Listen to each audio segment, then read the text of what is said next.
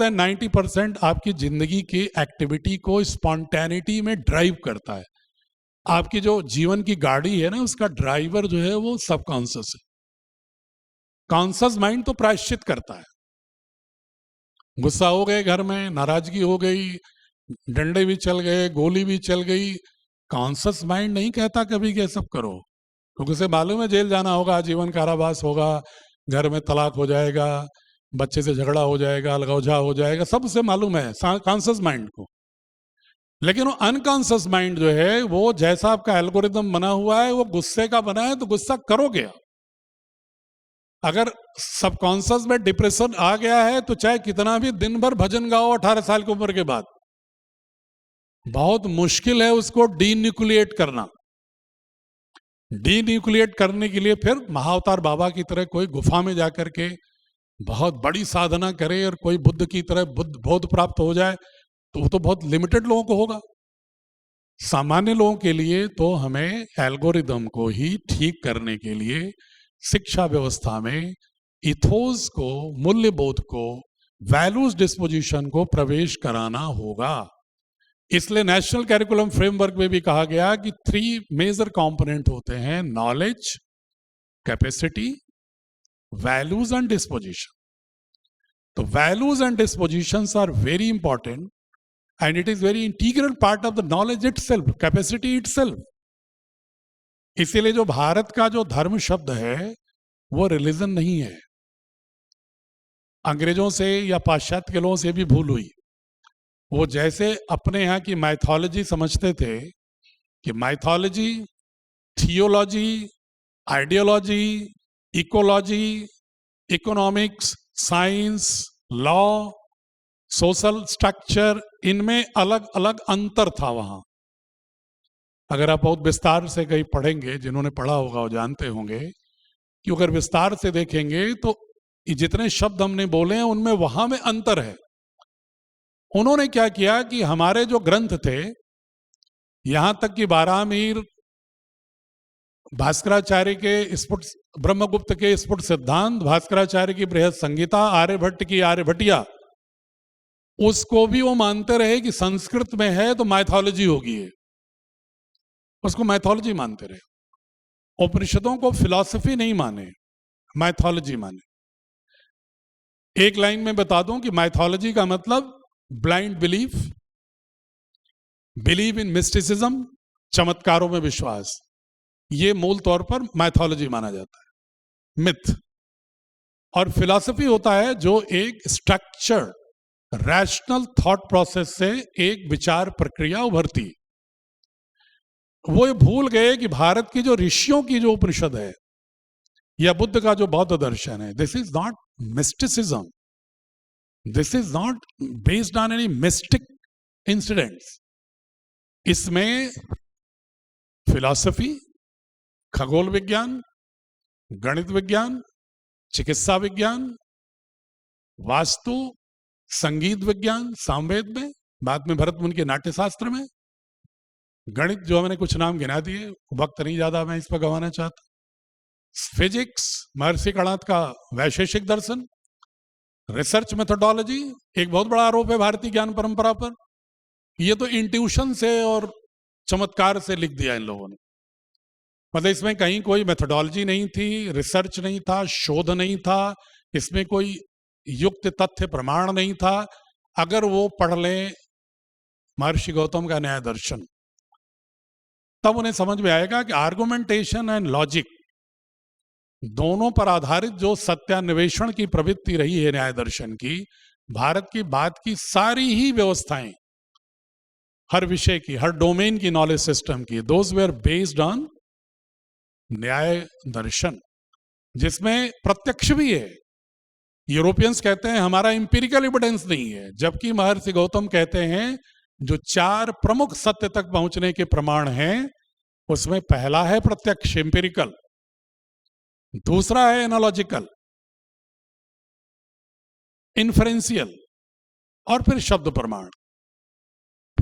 प्रत्यक्ष, अनुमान, उपमान, शब्द, कहते हैं चारों हैं प्रमाण, लेकिन वो कहते हैं कि आपके पास इंपिरिकल एविडेंस के आधार पर कुछ है ही नहीं, हमने मान लिया। कि हम वास्तव में पिछड़े हुए हैं? हम तो वास्तव में सिर्फ इंट्यूशन पर लिख डाले हैं। हमारे यहाँ कोई ज्ञान परंपरा नहीं है, कोई टेक्नोलॉजी नहीं है। संकेतों में बता दूं, बहुत लंबी चर्चा इस पर भी नहीं करना चाहूंगा। साउथ इंडिया के मंदिरों को देख लीजिए इंजीनियरिंग के एंगल से, और आपको मालूम होगा एक बहुत बड़ा डैम है तमिलनाडु में, करिकल डैम, जो विश्व का सबसे प्राचीनतम और आज भी प्रयोग में चल रहा डैम है पूरी दुनिया का, करिकल डैम। करिकल चोल ने बनाया था, अरिकट। उसके बारे में कई पुस्तकों में चर्चा ही नहीं होती।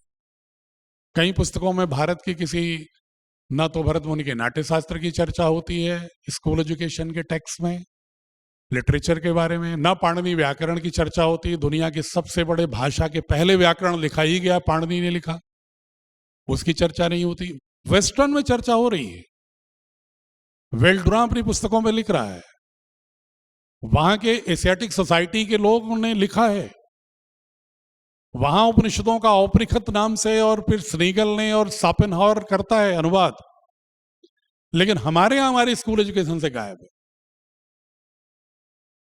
हमारे बृहदारण्यक उपनिषद को द को उठाकर मनुष्य और राक्षस और देवता के लिए द का क्या अर्थ है उस डिटेल नहीं जा रहा हूं मैं, लेकिन द का एक फिलॉसफी है बृहदारण्यक उपनिषद में। उसके आधार पर इलियड एक अंग्रेजी कविता लिखता है, थंडर स्टार, और उस कविता की धूम पूरी दुनिया में है, लेकिन एग्जैक्टली द का अनुवाद है अंग्रेजी में वो। लेकिन ऐसे तमाम ढेरों उदाहरण हैं जो ये प्रदर्शित करते हैं कि जिन्होंने हमें ये कहा, फाटलाइन क्रिएट किया कि आप तो पिछड़े हो, आप तो पंथों में बटे हो, आप तो जातियों में बटे हो, आप क्षेत्रों में बटे हो, आप भाषा में बटे हो, और आप प्रजातियों में बटे हो, रेसिज्म में बटे हो, आप कभी राष्ट्र थे ही नहीं, हमने आपको राष्ट्र बना करके सिविलाइज कर रहे हैं, इसलिए प्राचीन सभ्यता ही हमारी भारत को अपनानी चाहिए। ये हमारे पूरे एल्गोरिदम में भर दिया गया 190 सालों। हम उनकी जो साइंस टेक्नोलॉजी है उसका अभिनंदन करते हैं, उन्होंने जो अच्छी बातें कही हैं सबका अभिनंदन है। लेकिन वो कॉलोनियलिज्म कब होता है? ट्रांजिशन ऑफ नॉलेज कॉलोनियलिज्म हो जाता है जब आप आंख मूंद करके अपनी ज्ञान परंपरा के साथ क्रिटिकल एनालिसिस न करके, अपनी भौगोलिक और सांस्कृतिक उपयोगिता के विषय में परीक्षण भी ना किए, उसको आंख मूंद करके अनुसरण करने लगते हैं, तब ये हो जाता है उपनिवेशवाद। तो हमने क्रिटिकल रिस्पेक्ट नहीं किया। क्रिटिकल रिस्पेक्ट करने की बात तो वेदों में भी लिखा है, आनो भद्राः कर्तो यन्तु विश्वतः, let the noble thoughts come from all directions. जो भी अच्छे विचार हैं को पूजा करते समय आप बोलते ही होंगे, ओम विश्वानि देव सवितुर धुर्तानि परासुव यद् भद्रम तन्नासुव, कि जो अच्छे विचार हो मेरे पास आए, बुरे विचार जाएं। तो जो भी अच्छे विचार हैं पूरी दुनिया के, वो हम तो हमेशा अभिनंदन करते हैं, अपनी भक्ति के प्रेयर में करते हैं। तो भारत की उस जो ज्ञान परंपराओं के साथ साथ विश्व की ज्ञान परंपराएं जो हमारे अनुकूल हैं, जो विश्व के अनुकूल हैं, जो भारत की संस्कृति के अनुकूल हैं, जो 21वीं सदी के कौशल के अनुकूल हैं, उन्हें हमें करना ही है। लेकिन उसके लिए सबसे बड़ा आवश्यक क्या है? नेतृत्व की क्षमता। नेतृत्व का मतलब कोई पॉलिटिकल चुनाव लड़ना नहीं। विज्ञान के क्षेत्र में, साहित्य के क्षेत्र में, टेक्नोलॉजी के क्षेत्र में जो हमारी समस्याएं हैं 21वीं सदी में आने वाली, उनके समाधान के संदर्भ में हम ऐसे समर्थ अन्वेषक, इनोवेटर्स, आविष्कारक पैदा करें, बच्चे हों जो पूरी दुनिया का, देश का कायाकल्प कर सकें। अभी हम टेक्नोलॉजी पूरा का पूरा इंपोर्ट करते हैं 98%।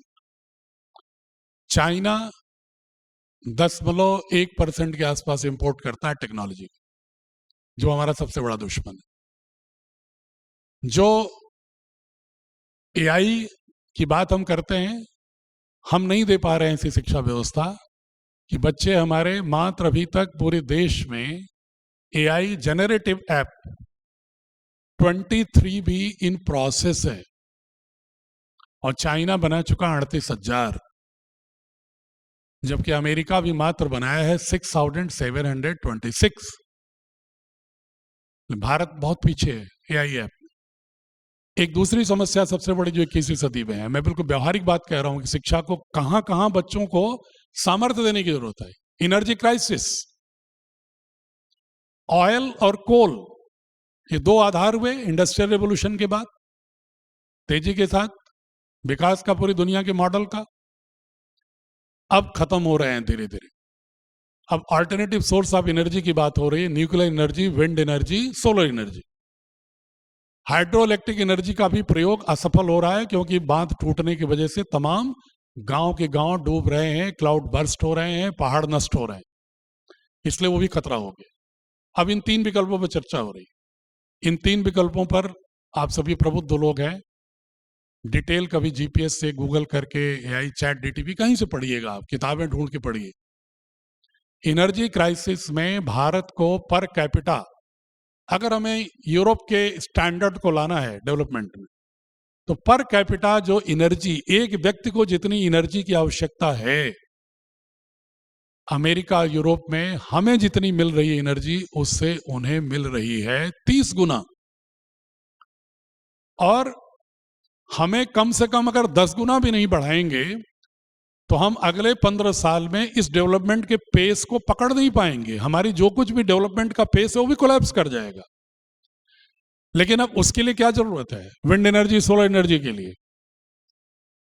उसके लिए जरूरत है लिथियम, कोबाल्ट, जिंक, पैडियम, ईडियम, पैलेडियम, इन मिनरल्स की जरूरत है। इन्हीं मिनरल से इलेक्ट्रिक व्हीकल भी बनता है, इन्हीं मिनरल से सोलर वोल्टेइक सेल भी बन रहे हैं, इन्हीं मिनरल से विंड टर्बाइंस भी बन रहे हैं। और चाहिए यूरेनियम और थोरियम। ये जब तक मिनरल, हमारे जो बच्चे शुरू से अगर ये बोध नहीं होगा, हमारी सोशल साइंस पढ़ के, हमारी साइंस पढ़ के, कि हमें इस एनर्जी क्राइसिस के क्षेत्र में हमें आविष्कारक बनना है, हमें मात्र कैलिफोर्निया की सिलिकॉन सिटी में जा करके सुविधाभोगी जीवन जीने के लिए और यहाँ के संसाधनों पर पढ़ करके और उनके यहाँ नौकरी नहीं कर रही है सीईओ और इंजीनियर की, और जब वहां धक्का मारे जाएं यहाँ पर तो फिर राष्ट्र से निवेदन करें कि हम आपके हैं। हमें यहां रह करके यहां इनोवेटर बनाने के लिए सामर्थ्य भी देना होगा, दृष्टि भी देनी होगी, दोनों देना होगा। भारत में चाइना क्या स्थिति है? 70%, ये जो मैंने गिनाया ना आपको मिनरल, पूरी दुनिया का 70% मिनरल चाइना एक्सपोर्ट कर रहा है। 70%। क्यों? क्योंकि उसने अग्रणी भूमिका निभा ली, एक्सकवेशन का भी, मिनरल्स का, प्रोसेसिंग का भी और रिफाइनिंग का भी। जब अमेरिका ने उसको आंखें तरेरी तो चाइना ने कहा कि हम रेयर अर्थ मिनरल्स का एक्सपोर्ट बंद कर रहे हैं। घुटनों पर है अमेरिका। और जब हमें कह रहा है तो हमारे पास, हमारा कोई भी प्रधानमंत्री हो, किस आधार पर बार्गेन करेगा उनसे? हमारे पास सिर्फ एक बल है, सिर्फ हम उपभोक्ता बहुत बड़े हैं। हमारे पास 146 करोड़ कंज्यूमर हम हैं, मार्केट है हम इंडस्ट्रियलिस्ट के, ये सबसे बड़ी ताकत है हमारी। लेकिन वो ताकत भी हमारी जीवा की गुलामी ने, वो ताकत भी नहीं है। अभी भी एप्पल की दुकान पर, मैकडोनाल्ड पर, सबवे पर भीड़ लगी हुई है और स्टेटस का सिंबल है ये बाटी चोखा पिछड़ापन है, लौकी की सब्जी खा लेना पिछड़ापन है, रोटी सब्जी खाना पिछड़ापन है। जब तक आप सड़ा हुआ पिज्जा नहीं खाओगे तब तक आप मॉडर्न नहीं हो सकते। ये दृष्टि कहां से आ रही है? ये यूरोसेंट्रिक दृष्टि है। ये यूरोसेंट्रिक ब्रांड चाहिए, भारत के बने हुए कपास के, भारत के सूती कपड़े, लिनन नहीं चाहिए, जर्मनी का लिनन चाहिए हमको। इतने फोन्स हम यूज करते हैं, भारत के फोन्स भी अभी आ ही नहीं पाए। मतलब हम इतने बड़े इनोवेटर नहीं हो पाए कि हम क्वालिटी, क्योंकि कंज्यूमर को तो क्वालिटी भी चाहिए कि एफोर्डेबल प्राइस पर क्वालिटी प्रोडक्ट आ जाए ताकि हम उधर अट्रैक्ट कर सकें स्वदेशी की ओर। उसके लिए हमारे दिमाग में अभी इनोवेशन की, उद्यमिता का वो भाव ही शिक्षा नहीं पैदा कर पा रही। बेटा क्या कर रहा है? 50 लाख के पैकेज में है, दामाद क्या कर रहा है, 1 करोड़ के पैकेज में है, मतलब इंसान नहीं है। पहले शादी ब्याह में चर्चा होती थी तो लोग बताते भाई फलाने गांव का है, फलाने खानदान का है, फलाना पढ़ा है, इतना अच्छा लड़का है, नशा नहीं करता है, ये सब चर्चा होती थी। अब अगर आप किसी से पूछो तो क्या करता है, तुरंत पैकेज बताएगा, ये पैकेज है। बाकी इंसान है कैसा इंसान, इससे कोई मतलब नहीं। ये उनका दोष नहीं है, दोष हमारे उस एल्गोरिदम का है, जो एल्गोरिदम गढ़ चुका है। हमें पता ही नहीं चलता प्रत्यक्ष रूप से कि हम कहां भटक गए। तो दक्षता आधुनिक हो, ज्ञान परंपरा समर्थ रूप से भारत की हो, लेकिन वो भारत की वो परंपराएं आधुनिक संदर्भ में जो उपयोगी हो उसको रखना है, सिर्फ रटवाना नहीं है उनको। सिर्फ जहां जहां जिस कक्षा में, जिस विषय में, जिस पाठ में आधुनिक कौशल के लिए, उसे उपयोगी बनाने के लिए, उनको नॉलेज क्रिएटर बनाने के लिए, ज्ञान सृजन का सामर्थ्य विकसित करने के लिए, उनके अंदर नेतृत्व का गुण पैदा करने के लिए, उस कॉम्पिटेंसी के साथ साथ जिस विजन की जरूरत है, वहां पर हम भारत की ज्ञान परंपरा को लाएंगे, जिससे कि बच्चे गौरव भी महसूस कर सकें और दुनिया जिस संस्कृति की ओर आज विकल्प देख रही है उसके अनुसार कम से कम हम अपने को गढ़ करके दिखाएंगे, तब ये दृष्टि विकसित होगी। और एनसीएफ भी यही बात कह रहा है। हमने कोई भी विषय, आप अगर हमारी इतिहास की किताब देखिएगा, हमारे विज्ञान की किताब देखिएगा, हमारे साहित्य की किताब देखिएगा, उसमें आपको बच्चों की भाषा में बच्चों के लिए कुछ समाधान दिखता मिलेगा आपको। प्रयास, मैं नहीं कह रहा हूं कि पूर्ण समाधान है, लेकिन उस दिशा में एक गिलहरी प्रयास दिखेगा आपको। कम से कम एक यू टर्न की ओर एक ओरिएंटेशन दिखेगा। जैसे भाषा की बात, 2-3 बात, छोटी छोटी बातें। भाषा के बारे में ऐसा फॉल्ट लाइन क्रिएट कर गया ग्रियर्सन साहब के माध्यम से। अंग्रेजों ने 1835 के बाद से हमारे सिलेबस का हिस्सा टेक्स्ट बुक का बना दिया कि हम ये मानते हैं कि सारी लैंग्वेजेस एक दूसरे की विरोधी हैं, एकता है ही नहीं उसमें। तमिल में, संस्कृत में, मलयालम में, मराठी में, हिंदी में कहीं कोई संबंध ही नहीं, इससे झगड़ रहे हैं। उनकी साजिश थी कि यूरोप रिलीजन और भाषा के आधार पर नेशन स्टेट बना था। 1648 का वेस्टफैलिया का जो भी पढ़ेंगे नेशन स्टेट का, उसमें उनको मिल जाए। उन्होंने सोचा भारत में भी हम इसी तरह से, ये स्वतंत्रता के लिए सब आंदोलन कर रहे हैं, हम ऐसा गढ़ दें इनको कि ये कई राष्ट्र हो जाए एक राष्ट्र में। 2 तो कर ही गए, आज की तारीख में वो 3 हो गया बट के। लेकिन उनकी कोशिश थी कि तमिलनाडु भी अलग हो जाए, बांग्लादेश भी अलग देश हो जाए, मराठा भी अलग हो जाए, हिंदी बेल्ट अलग हो जाए, पंजाब अलग हो जाए। सब एक उनकी था कि हर भाषा के आधार पर, रीजनल वेरिएशन के आधार पर हम दिखा देंगे इनमें बहुत ही फॉल्ट लाइन है, तो अलग अलग हो जाए। अभी भी रह करके शेषनाग की तरफ फन काटते हैं लोग, झगड़ा होता है भाषाओं के आधार।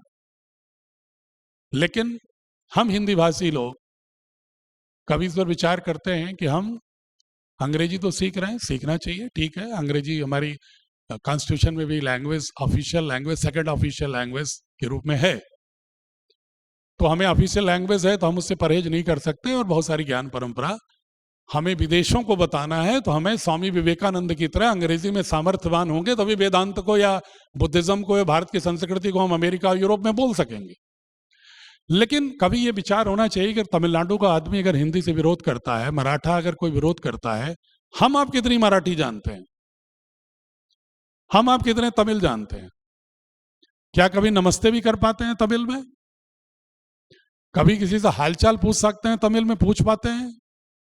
हमारी किताबों में आपको मिलेगा कि बच्चा 12वीं तक आते आते बातचीत के 60-70 वाक्यों को भारत की 15 भाषाओं में बातचीत वो कर सकता है हिंदी की किताब पढ़ते हुए। कम से कम 100 ऐसे शब्द जो आम भाषा में बहुत अच्छी तरह से बार बार प्रयोग होते हैं, उनको भी 18 भाषाओं में जान लेगा वो। उसमें संथाली में भी जानेगा वो, तमिल में भी जानेगा, कोशुर कश्मीरी में भी जानेगा, असमिया में भी जानेगा, उड़िया में भी जानेगा, तेलुगु, कन्नड़, सब में जानेगा। फिर वो अगर तमिलनाडु में जाएगा तो कह सकता है वहां के लोगों से कि भाई क्यों विरोध कर रहे हो हिंदी का, क्यों विरोध कर रहे हो संस्कृत का? संस्कृत तो सबकी जननी है, व्याकरण सिद्ध कर रहा है, और हम भी आपकी भाषा जानते हैं। अगर संविधान ने बहुतायत के आधार पर अगर हिंदी को राष्ट्रभाषा दे दिया तो आपको इसमें क्या परहेज है? तो शायद वो नहीं बोल पाएंगे, विरोध कर पाएंगे। मैंने प्रयोग करके देखा शैलेंद्र, मैं तमिलनाडु में चेन्नई मदुरई में एक मीटिंग थी मेरी, करीब उनको कौतूहल था कि बोर्ड कौन सा है, तो 500-600 स्कूल के मैनेजर्स थे वहां। मैं चेन्नई में अंग्रेजी में बोला 1.5 घंटे, जुड़े लोग, लेकिन उनकी इमोशनैलिटी नहीं दिख रही थी जुड़े हुए मुझसे। मदुरई जाने लगा मैं, शाम की फ्लाइट थी, मैंने वहां फोन किया कि कोई ऐसा विद्वान मुझे बताओ, रात में ही मैं 9 बजे तक पहुंच रहा हूं, 1.5 घंटे उससे चर्चा करूंगा कि जो बोर्ड की जो बेसिक बातें हैं, मूलभूत बातें हैं, उसको मैं तमिल में बोल सकूं, उसे सीखना है मुझे। बोला 1.5-2 घंटे में कैसे सीखेंगे सर? हमने कहा कोशिश करता हूं। मैं गया, सीखा। दूसरे दिन मदुरई में जब मैंने 7-8 मिनट तमिल में शुरू किया तो वही तमिलनाडु के लोग, फिर मैं जब अंग्रेजी बोलना शुरू किया 5-7 मिनट के बाद, तो खड़े होके सब ताली बजा के बोले, सर आप हिंदी में बोल सकते हैं। ये क्या कह रहा है मनोविज्ञान? ये मनोविज्ञान को वहीं से पकड़ा हमने। फिर मैंने कहा कि तो साहित्य की किताबों में हम पूरे देश की भाषा के साथ जोड़ेंगे, सारी विचारधाराओं के साथ जोड़ेंगे। बुद्धिज्म, जैनिज्म को जो उपनिषदों का विरोधी खड़ा कर दिया गया, या जो भारत की संस्कृति से तमाम लोगों को दूर किया जा रहा है, उसके लिए भी हमें अपनी पुस्तकों में, हम फिलॉसफी अलग से तो नहीं पढ़ा सकते, लेकिन हम हिंदी अंग्रेजी की किताब में, जैसे अंग्रेजी की किताब में हमारी आ रही है 10वीं 11वीं की, उसमें आपको न्याय दर्शन मिल जाएगा चैप्टर 1 बच्चों की भाषा में, आपको कहीं वैशेषिक दर्शन मिल जाएगा, कहीं पतंजलि का अष्टांग मिलेगा संस्कृत में, तो कहीं हिंदी में भरत मुनि का नाट्य शास्त्र का संगीत मिलेगा आपको। कहीं जब आप साइंस पढ़ रहे होंगे, तो जब आप एस्ट्रोनॉमी पढ़ेंगे, गैलीलियो को, जिसको उन्होंने आजीवन कारावास दे दिया, ब्रूनो को, जिसको उन्होंने एथेंस में चौराहे पर जला दिया क्योंकि क्रिश्चियनिटी कहती थी कि पृथ्वी के चारों ओर सूरज घूमता है, चूंकि उन्होंने साहस कर लिया था कहने का कि सूरज नहीं, पृथ्वी घूमती है उसके चारों ओर, उसको सजा मिली उन सबों को।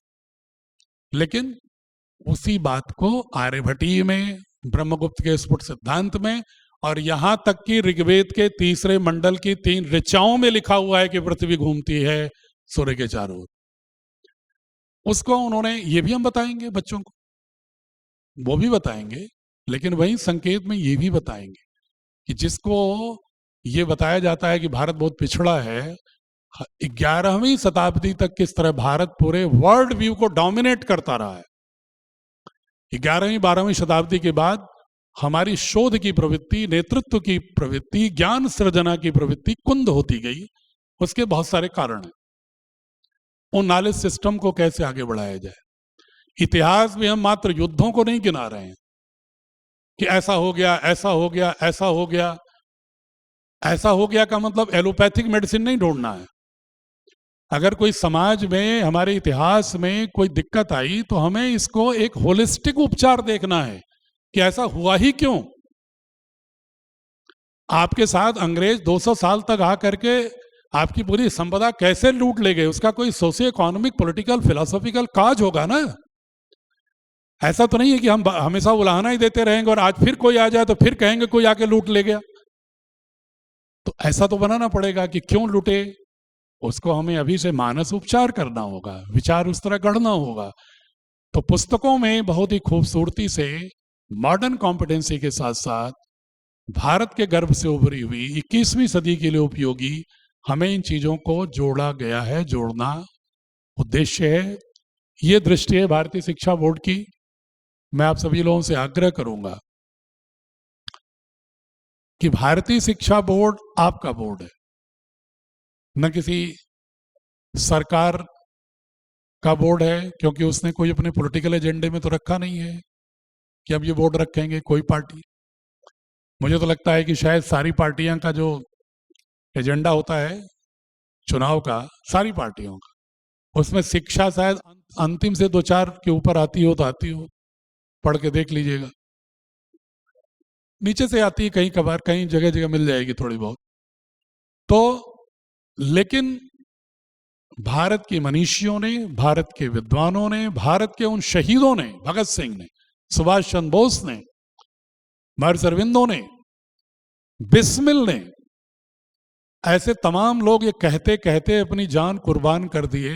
अशफाकुल्लाह खान ने, उनका भी पढ़िए जरा, एक मैं दे रहा हूं अशफाकुल्लाह खान का एक मेमोयर्स दे रहा हूं मैं, हिंदी की किताब में 11वीं में, जो उन्होंने अपनी मां को खत लिखा है कि वो जो सजा पा रहे हैं, मृत्यु दंड पा रहे हैं, वो किस देश के लिए पा रहे हैं और देश के लिए क्या सोच रहे हो।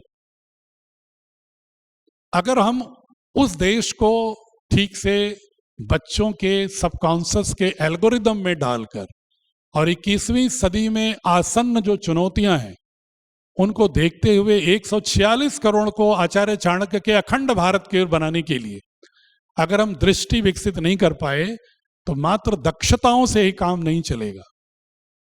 दक्षताओं में है तो बहुत सारे सीईओ बैठे हैं हमारे अंतर्राष्ट्रीय डिजिटल कंपनियों में, लेकिन वो आकर के भारत को एआई ग्लोबल हब नहीं बनाएंगे क्योंकि उनको लगेगा पॉल्यूशन है यहाँ सिटीज में। आप पढ़िए ना आर्टिकल, इंडियन एक्सप्रेस से लेके हिंदू में तमाम आर्टिकल, मैं चूंकि डेली पढ़ता हूँ एडिटोरियल, तमाम आर्टिकल आ रहे हैं कि we are ready to join India but how our family will survive in that polluted atmosphere. जैसे लगता है कि पॉल्यूशन आपकी धरती है, जिस धरती के लिए लंका रूपी स्वर्णमयी लंका को जीतने के बाद भी भगवान राम छोड़कर चले आए और लक्ष्मण से कहा या स्वर्णमयी लंका अपि मां मम न रोचते लक्ष्मणा जननी जन्मभूमिश्च स्वर्गादपि गरीयसी। एक और तो हम राम की बात करेंगे और दूसरी ओर जो वहां की स्वर्णमयी अट्टालिकाएं हैं वो इतना आपको आकर्षित करेंगी कि आप भारत को, भारत के लिए कुछ देना ही नहीं चाहेंगे। जिस भारत के नाम पर आप वहां पर अपने अधिकार चाहते हो, जिसके लिए आप चाहते हो कि भारत आपके साथ खड़ा है और भारत खड़ा है उनके साथ, पूरा देश चाहता है कि उनकी इज्जत हो, लेकिन उन्हें तो सोचना चाहिए ना, लेकिन नहीं सोच रहे हैं। क्यों? क्योंकि उनके एल्गोरिदम में चंद प्रतिशत सोच रहे होंगे, लेकिन मेजॉरिटी उन्हीं को अट्रैक्ट करने के लिए बंधुओं चाइना ने के वीजा लागू कर दिया है, क्योंकि उन्हें मालूम है कि भारत की शिक्षा व्यवस्था में भारत नहीं स्थापित है। एल्गोरिदम में उनको अट्रैक्ट किया जा सकता है बड़ी सैलरी देके, तो के वीजा जारी किया 1.5 महीने पहले।